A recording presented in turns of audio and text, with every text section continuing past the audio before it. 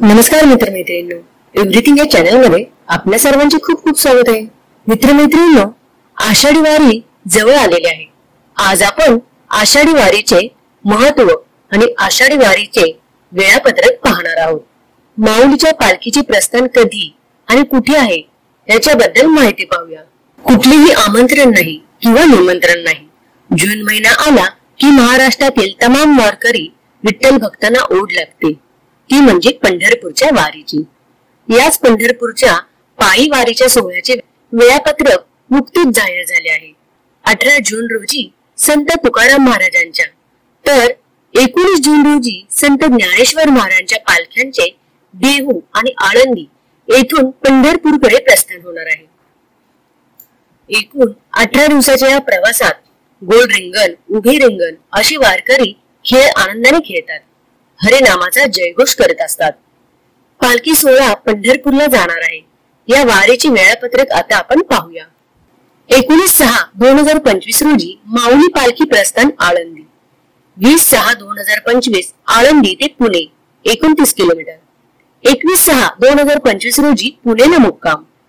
22/6/2025 रोजी पुणे ते सासवड 32 किलोमीटर.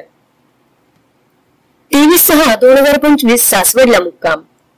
24/6/2025 सासवड ते जेजुरी 16 किलोमीटर. 25/6/2025 रोजी जेजुरी ते वाले 12 किलोमीटर. 26/6/2025 रोजी वाले ते लोणंद 20 किलोमीटर. 27/6/2025 रोजी लोणंद ते तरडगाव 8 किलोमीटर. 28/6/2025 रोजी तरडगाव ते फलटण 21 किलोमीटर. 29/6/2025 रोजी फलटण ते बरड 18 किलोमीटर. 30/6/2025 रोजी बरड ते नातेपुती 21 किलोमीटर. बरड येथे गोल रिंगण असते. 1/7/2025 रोजी नातेपुते ते माळशिरस 18 किलोमीटर. सदाशिवनगर येथे सुद्धा गोल रिंगण असते. 2/7/2025 रोजी माळशिरस ते वेळापूर 19 किलोमीटर. खुडूस येथे गोल रिंगण असते. 3/7/2025 रोजी वेळापूर ते भडीशेगाव 21 किलोमीटर. ठाकूरबुवा समाधी गोल रिंगण आणि टप्पा येथे बंधू भेट सोहळा. 4/7/2025 रोजी भंडी शेगाव ते वाखरी 10 किलोमीटर. बाजीराव विहीर येथे उभे रिंगण.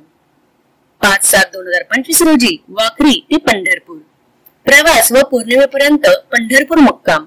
वाखरी येथे गोल रिंगण. 6/7/2025 रोजी देवशयनी आषाढी एकादशी. 10/7/2025 रोजी पंढरपुरातून आळंदीकडे परतीचा मुक्काम. तसेच संत तुकाराम महाराज यांच्या पालखी सोहळ्याचे वेळापत्रक. 18 जून प्रस्थान आणि इनामदार वाड्यात मुक्काम. 19 जून देहू निगडी आकुर्डी प्रवास व आकुर्डी मुक्काम. 20 जून आकुर्डी ते पुणे नाना पेठे मुक्काम. 21 जून निवडुंगा विठ्ठल मंदिर पुणे मुक्काम. 22 जून पुणे हडपसर लोणी काळभोर प्रवास आणि मुक्काम. 23 जूनला लोणी काळभोर ते यवत प्रवास व मुक्काम. 24 जून यवत वरवड चौफुला प्रवास व मुक्काम. 25 जून वरवंड ते उंडवडी गवळ्याची प्रवास व मुक्काम. 26 जून उंडवडी गवळ्याची ते बारामती प्रवास व मुक्काम. 27 जून बारामती काटेवाडी सनसर पालखी तळ मुक्काम. काटेवाडी येथे मेंढी बकऱ्याचे रिंगण. 28 जून सनसर बेलवाडी निमगाव केतकी प्रवास मुक्काम. बेलोरी येथे पहिले गोल रिंगण. 29 जून निमगाव केतकी ते इंदापूर प्रवास व मुक्काम. इंदापूर येथे गोल रिंगण. 30 जून इंदापूर ते सराटी पालखी तळ प्रवास आणि मुक्काम. 1 जुलै सराटी ते अकलूज प्रवास व मुक्काम. नेरासमान आणि अकलूज येथे गोल रिंगण. 2 जुलै अकलूज ते बोरगाव प्रवास व मुक्काम. माळीनगर येथे उभे रिंगण. 3 जुलै बोरगाव ते पिराची कुरोली प्रवास आणि मुक्काम. 4 जुलै पिराची कुरोली ते वाखरी पालखी तळ मुक्काम. बाजीराव विहीर येथे उभे रिंगण. 5 जुलै वाखरी ते पंढरपूर मुक्काम. वाखरी येथे उभे रिंगण. 6 जुलै एकादशी नगर प्रदक्षिणा आणि चंद्रभागा स्नान. 7 जुलै पंढरपुरातून देहूकडे परतीच्या प्रवासाला सुरुवात. नमस्कार मित्रांनो, आता आपण पाहणार आहोत पालखी सोहळ्याचा इतिहास. तुकोबरायांचे पुत्र नारायण महाराज यांनी सुरू केला पालखी सोहळा. संत ज्ञानेश्वर माऊली आणि संत तुकाराम महाराज यांच्या पालख्या आणि पंढरीची वारी म्हणजे महाराष्ट्राचं सांस्कृतिक वैभव आहे, नव्हे ती महाराष्ट्राची ओळख आहे.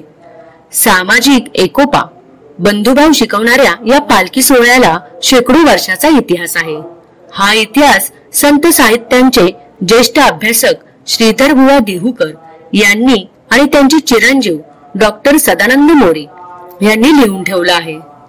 श्री ज्ञानेश्वर महाराज, श्री तुकाराम महाराजांची पालखी आषाढी वारीला श्री क्षेत्र देहू गावाहून निघून पंढरपूरला प्रतिवर्षी जात असते. हा पालखी सोहळा महाराजांचे सुपुत्र नारायण महाराज यांनी सुरू केला. श्री तुकाराम महाराज आणि श्री ज्ञानेश्वर महाराजांच्या पादुका एकाच पालखीत ठेवून ती पालखी समारंभपूर्वक मोठ्या सोहळ्याने दिंड्या, पताका, गरुड टक्के, टाळ मृदुंगाच्या घोषात वैष्णव मंडळीसह ज्ञानोबा तुकाराम भजन करीत आषाढी वारीला देहूहून पंढरीला नेत असत. हा पालखी सोहळा सुमारे 300 वर्षापूर्वी सुरू झाला. तो आज ताव्यात अखंड चालू आहे. विश्वभर बाबांना आईंची आज्ञा. त्यापूर्वी कोणाही संताची पालखी त्यांचे जन्मगावाहून आषाढी वारीला पंढरीला नेली जात नव्हती. श्री नारायण महाराजांनी पालखीच्या सोहळ्याची आणि ज्ञानोबा तुकाराम भजनाची प्रथा सुरू केली. तशी पंढरीची वारी ही श्री संत तुकाराम महाराजांच्या घराण्यात पिढ्यानपिढ्या चालू होती. तुकाराम महाराज सांगतात की पंढरीची वारी आहे माझे घरी, अनेक न करी तीर्थव्रत. या घरांचे मूळ पुरुष विश्वंभर बाबा तुकाराम महाराज यांच्यापासून 8व्या पिढीचे वंशज. त्यांना त्यांची आई तुझ्या वाडवडिलांनी पंढरीची वारी निर्धाराने चालवली, आता तू चालव असे सांगते. मातेची आज्ञा शीर सावज्ञ मानून विश्वंभर बाबा दर 15 दिवसांच्या एकादशीला पंढरपूरला जाऊ लागले. विश्वंभर बाबांच्या भक्तीमुळे श्री विठ्ठल रखुमाई देहूला आले. तुकाराम महाराजांचे 1400 टाळकरी. त्यानंतर 8व्या पिढीतील श्री तुकाराम महाराज पंढरीची वारी करू लागले. त्यांची दिंडी मोठी होती. दिंडीत 1400 टाळकरी होते. ही सर्व टाळकरी मंडळी वारीच्या वेळी देहूला जमत असत. तुकाराम महाराज दर वद्य एकादशीला दिंडीसह आळंदीसह जात आणि कीर्तन करीत. ती परंपरा अजूनही सुरू आहे. इतकेच नव्हे तर त्यांनी आळंदीला श्री संत ज्ञानेश्वर महाराजांचे मंदिर बांधले. तुकोबांच्या वारीला नेम कधी टळला नाही, पण एकदा ते वारीच्या वेळेला आजारी पडले. तशाही स्थितीत ते वारीला निघाले, पण पाऊल उचले ना. वारीत अंतर पडल्याने दुःख श्री तुकोबांना अनिवार्य झाले. ते शोक करू लागले. वारीला जाण्याकरता आलेल्या वारक्यांबरोबर त्यांनी एक 24 अभंगाचे पत्र देवाला लिहिले. त्यात तुकोबांनी व्यक्त केलेली हतबलता आणि व्याकुळता फारच हृदयद्रावक, अंत करणारा पीळ पाडणारी आहे. श्री तुकोबा वैकुंठाला जाईपर्यंत हा वारीचा सोहळा प्रतिवर्षी पार पडत असत. ते वैकुंठाला गेले त्यावेळी त्यांची मुले लहान होती. तेव्हा पंढरीच्या वारीची परंपरा तुकोबाचे धाकटे बंधू कन्होबा यांनी चालू ठेवली. कन्होबा तुकोबांचे बंधू तर होतेच, पण त्याहूनही निष्ठावंत वारकरी आणि प्रगल्भ कवीही होते. कन्होबा तुकोबांचे अनुग्रहित होते. तुकोबा बरोबर असणाऱ्या वैष्णवजनांत ते श्रेष्ठ आणि प्रिय होते. आषाढी वारीचा उगम आणि विकास. आषाढी कार्तिक वारीचा उगम श्री विठ्ठल अवतारांच्या उगमाबरोबर आहे. जशी भगीरथ राजाने महत् प्रयासाने स्वर्गातून गंगा पृथ्वी तलावर पूर्वजांच्या उद्धाराकरिता आणली, तसे भक्त पुंडलिकाने महत् प्रयासाने परम सत्तेला जगाच्या उद्धाराकरिता निराकारातून निर्गुणातून सगुण साकारतेला आणले. पुंडलिक करत असलेली आई वडिलांची सेवा पाहून देव त्याच्यासाठी तिथेच विटेवर तिथेच तो उभा राहिला, अशी एक कथा आहे. तर दुसऱ्या कथेत गोकुळाचा श्रीकृष्ण गोपाळ गाई गुरांसह पंढरीला आला आणि विठोबा म्हणून विठेवर उभा राहिला. कुठल्याही प्रकारचा भेद न करता सर्व भक्तांवर सारखेच प्रेम करणाऱ्या या सावळ्या विठुरायाला भेटायला संत आपल्या सहवारकऱ्यांसोबत गात नाचत पंढरीला जाऊ लागले. त्या आनंद सोहळ्याचे सुंदर वर्णन संतांनी आपल्या अभंगातून करून ठेवले आहे. संशोधकांना सापडलेला विठ्ठल. पंढरपुरात आतापर्यंत जे शिलालेख उपलब्ध झालेले आहेत त्यामध्ये शके 1159 इसवी सन 1237 होयसाळ राजांच्या कारकिर्दीतील शिलालेख आहे. तो विठ्ठल मंदिरातील 16 खांबी मंडपाच्या तुळईवर तिन्ही बाजूने लिहिलेला आहे. तो संस्कृत आणि कानडी अशा संमिश्र भाषेत देवनागरी लिपीत आहे. त्याच्यात पुंडलिक मुनींचा आणि विठ्ठल देवांचा उल्लेख आहे. तसेच तुळईच्या पूर्व भागातील 71व्या ओळीत वारीचा उल्लेख आहे. पंढरीच्या वारीचा हा सर्वात प्राचीन उल्लेख होय. तसाच दुसरा महत्वाचा शिलालेख शके 1995 इसवी सन 1273 मधील याला 84चा शिलालेख म्हणतात. या शिलालेखात पंढरपुरास फागणीपूर आणि विठोबास विठ्ठल असे म्हटले आहे. याच्यात रामचंद्र देव यादवांचा उल्लेख आहे. त्यात त्यांना पांढरीफड मुख्य म्हणून ओळखले जाते. तिसरा प्राचीन संदर्भ म्हणजे शालिवाहन शके 1110 मधील शिलालेख. त्यात विठ्ठल देवाचा उल्लेख आलेला आहे. त्यात देवालय बांधणाऱ्यांची नावे आलेली आहेत. पंढरपूर येथे सापडलेल्या शिलालेखातून विठ्ठलाचे उल्लेख आले आहेत. पण ताम्रपटात पंढरपूरचे पांडुरंगपल्ली असे नाव आहे. हे त्यांचे वैशिष्ट्य आहे. हा ताम्रपट शके 438 म्हणजे इसवी सन 516 आहे. पंढरी गाव हा शालिवाहन शकांच्या प्रारंभापासून बसलेला आहे. विठ्ठल मंदिरही त्या वेळेपासूनच आहे असे माळू सोनाराने माळू तारण ग्रंथात म्हटले आहे. पण ग्रंथ अलीकडील असून ऐतिहासिक कसोटीला उतरलेला नाही. वरील सर्व गोष्टी लक्षात घेता श्री पुंडलिक महामुनींच्या कालासंबंधी आणि श्री विठ्ठल देवांच्या कालासंबंधी निश्चित ऐतिहासिक पुरावा हाती आला नाही. मान्यवर ऐतिहासिक संशोधन डॉक्टर रा.ची. ढेरे यांनी आद्य विठ्ठल मूर्तीचा शोध हा लेख लिहिला. त्यांच्या संशोधनानुसार त्यांनी हल्लीची मूर्ती ही आद्य नसून मांढ्याची विठ्ठल मूर्ती आद्य आहे असे ठरवले. तथाकथित आद्य माड्यांच्या मूर्तीच्या दर्शनाला यात्रा सुरू झाली. माळ्याची विठ्ठल मूर्ती आद्य नाही आणि हल्ली विठेवर असलेली श्री विठ्ठल मूर्तीचं आद्य आहे असे डॉक्टर सदानंद देहूकरू यांनी संप्रमाण सिद्ध केल्यावर आणि देहूवर यांच्या मातांचे डॉक्टर ढेरे यांना खंडन न करता आल्यामुळे त्यांनी पवित्र बदलून कोण्या एक संन्याशाची आद्य विठ्ठल मूर्तीला इजा केल्यामुळे बडव्यांनी मूर्ती बदलली आणि तिच्या जागी सांप्रतच्या नव्या मूर्तीची प्रतिष्ठापना केली अशी भूमिका घेतली.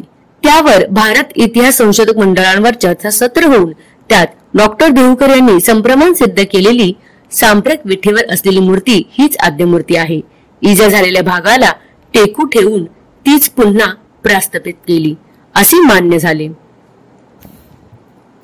महाराष्ट्र, कर्नाटक, आंध्र या प्रांतात यादव कालापासून जे संप्रदाय उपवास मार्ग चालू आहेत यामधील वारकरी संप्रदाय हा सर्वात प्राचीन असा आहे. त्याला आदि संप्रदाय म्हटले असता वावगे होणार नाही. राजानुजाचार्य, वल्लभाचार्य, मध्वाचार्य, निंबार्क यांचे वैष्णव संप्रदाय आहेत. ते सत्तेची जी 4 अंगे चैतन्य, आनंद, स्वरूप, प्रकाश यावर प्रतिष्ठित झालेले आहेत आणि ते त्या नावाने ते संबोधले जातात. तेथे सत्तेच्या एका विशिष्ट अंगावर जोर आहे म्हणून ते एकांगी आहेत. वारकरी संप्रदाय सर्वांगीण संपूर्ण आहे. वारी हा या संप्रदायाचा प्राण आहे. त्याचा तो पारंपरिक शब्द आहे. विठ्ठलाची वारी करणारा तो वारकरी. तर मित्रमैत्रिणींनो, अशा प्रकारे ही वारीची माहिती होती. उर्वरित माहिती ही दुसऱ्या व्हिडिओमध्ये सांगितली जाईल. तर मित्रांनो, हा व्हिडिओ तुम्हाला कसा वाटला हे मला कमेंट करून नक्की सांगा. आणि हा व्हिडिओ जर आवडला असेल तर जास्तीत जास्त लाईक आणि शेअर करा आणि ह्या पुढील माहिती दुसऱ्या व्हिडिओमध्ये नक्की ऐका. चला तर मित्रांनो, असेच विविध प्रकारचे व्हिडिओ पाहण्यासाठी आपल्या चॅनलला लाईक आणि सबस्क्राईब करा आणि बेल आयकॉनला प्रेस करा. धन्यवाद.